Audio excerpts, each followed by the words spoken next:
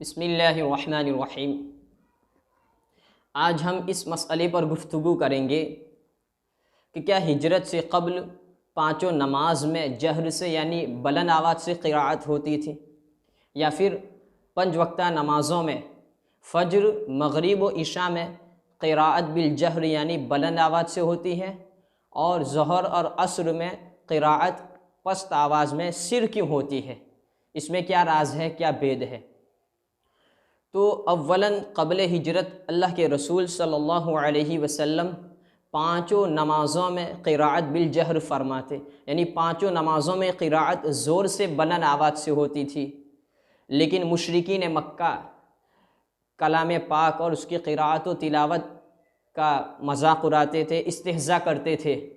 وہ قرآن مقدس کا، قرآن نازل کرنے والے کا یعنی اللہ تبارک و تعالیٰ کا، اور قرآن جس پر نازل ہوا یعنی ہمارے آقا صلی اللہ علیہ وسلم کا مذاق اڑاتے تھے، اور اللہ کے رسول صلی اللہ علیہ وسلم پر یہ گنا گزرتا تھا۔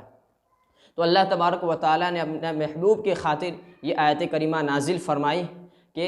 وَلَا تَجْهَرْ بِصَلَاتِكَ وَلَا تُخَافِتْ بِهَا وَابْتَغِ بَيْنَ ذَلِكَ سَبِيلًا۔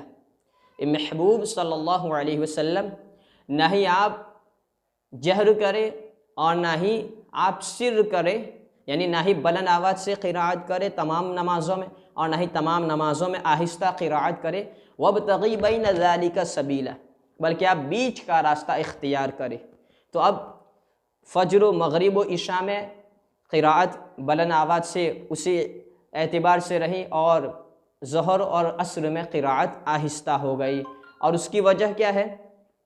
کہ فجر میں یہ مشرکین مکہ، یہ استہزاء مذاق اڑانے والے غفلت کی نیند میں رہتے تھے، تو اب ان سے کوئی استہزاء اور مذاق کی کوئی امید نہیں تھی، اس لیے فجر میں بلند آواز سے قراءت۔ مغرب میں یہ لوگ کھانے پینے میں، لہو و لعب میں مشغول رہتے تھے، تو مغرب میں بھی یہ لوگ مشغول رہتے تھے تو قراءت بلند آواز سے، اور عشاء میں یہ اپنے آرام گاہوں کی طرف چلے جاتے تھے، اس لیے فجر، مغرب و عشاء میں قراءت بالجہر یعنی بلند آواز سے باقی رہی، اور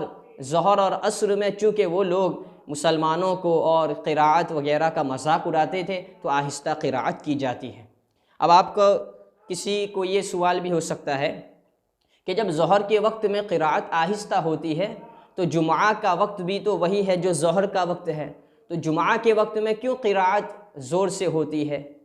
تو چونکہ جمعہ یہ ہجرت کے بعد مدینہ منورہ میں اس کی فرضیت ہوئی، اور مدینہ منورہ میں کوئی ایسا کسی سے کوئی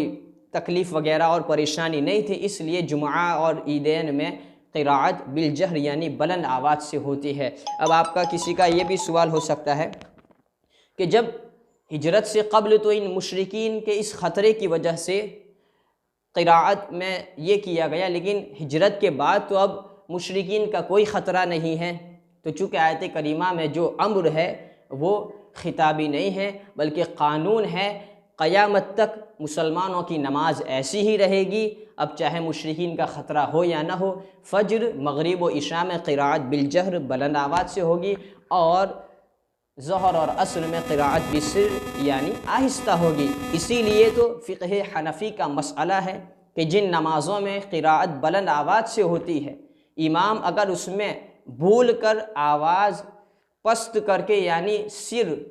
نیچی کر کے پڑھے، من میں پڑھ لے، تو پھر سجدہ سہو لازم ہو جاتا ہے۔ اور جن نمازوں میں قراءت بالسر یعنی آہستہ ہوتی ہے، اگر امام بھول سے اس میں قراءت کو بلند آواز سے کرنا شروع کر دے تو سجدہ سہو لازم ہوتا ہے۔ یہ ہیں احکام اور مسائل میں حکمت الہیہ۔ وآخر دعوانا الحمد للہ رب العالمین۔